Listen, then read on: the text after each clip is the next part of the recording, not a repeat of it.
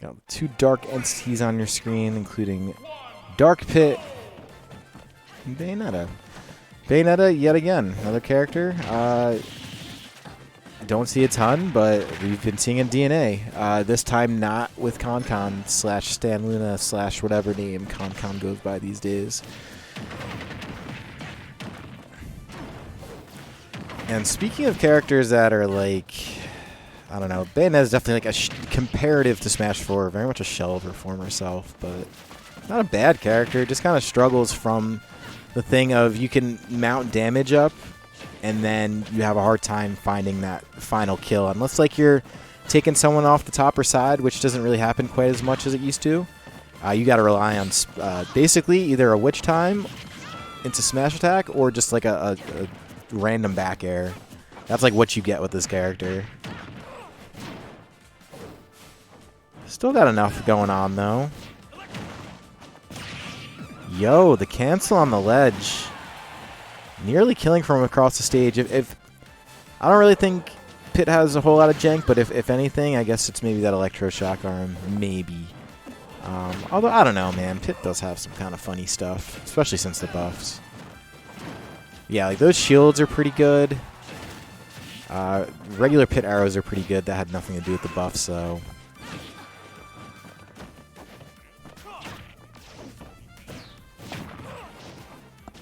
Here we go, 140 and 147.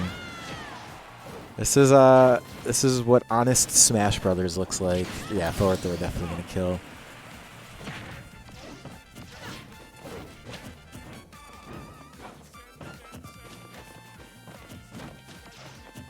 So yeah, we're gonna be seeing a lot of back air being thrown out. We've already seen it a couple times. There's really not a whole lot Batonetta could do otherwise. So bolts off stage will do it. You gotta land those against Pit. Like, that's not easy. He's got 3 jumps and stuff. Fall as deep as he wants. Got the, oh yeah, there we go. Shields.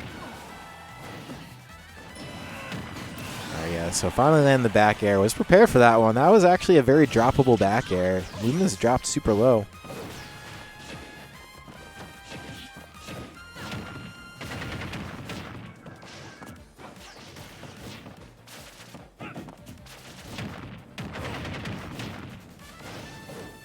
Yeah, just getting the heck out of dodge. That's the good part is you can't usually air dodge off stage without dying, but if you're Pit, you can, and that's like kind of the cool parts about the Pits. You have like literally all of the real estate in the world when you're off stage. It just you're very vulnerable on the recovery, but you get back from pretty much anywhere. And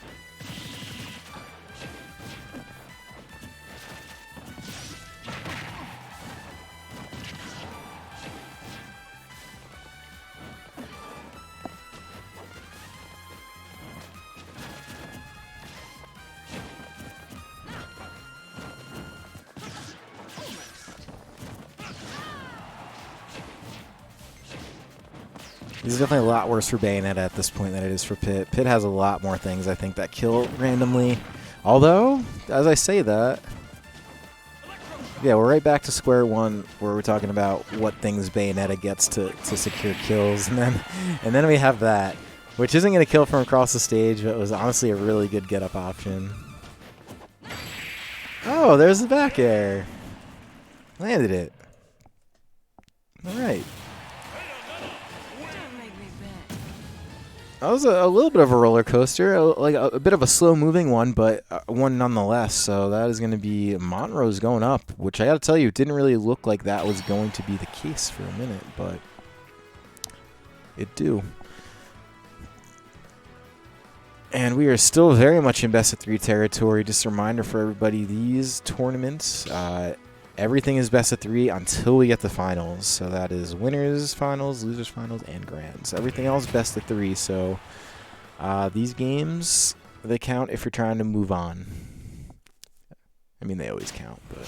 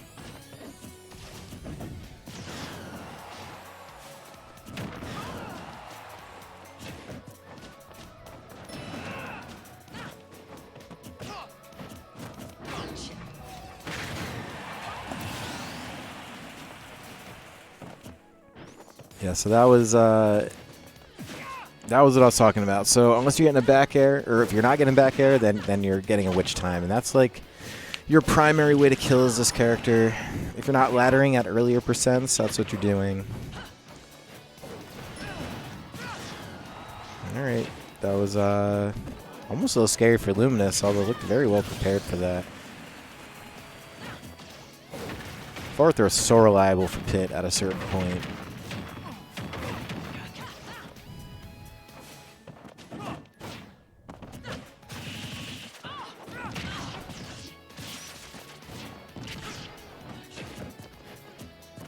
Luminous catching Montrose approaching a ton. Pit's normals are pretty good. Even just, you know, very good in the spacing department. Pretty decent frame data. If you're playing good neutral, they're very effective.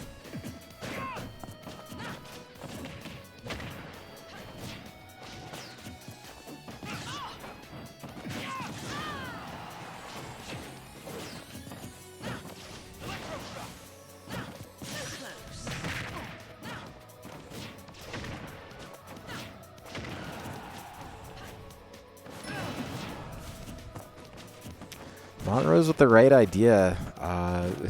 If they were a little closer to Luminous, that would have been a pretty good play. Just wasn't able to do it in forward throw. I think a couple pummels in there may have done it, but hindsight is 20/20. That's not what happened. So we'll see. I mean, there's other options here for Luminous, and up air is going to be one of them. That is one of the buffed moves for Pit that has actually made a big difference, because that didn't always used to kill like that. Now it's pretty reliable.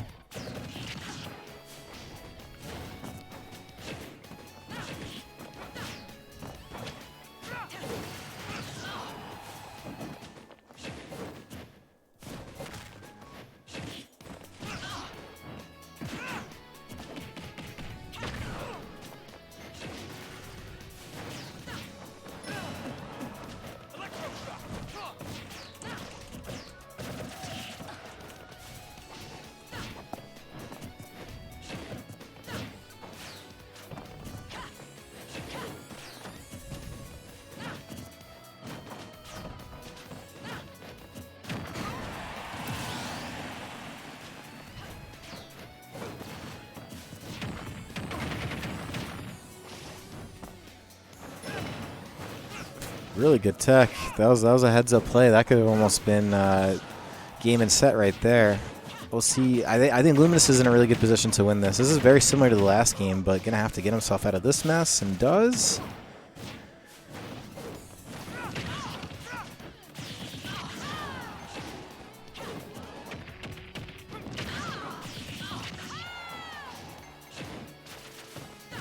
Bear not going to kill yet, but in the position where I think forward throw might, and back air will definitely do it. So, all right, Luminous hanging on, and that was a little bit stressful.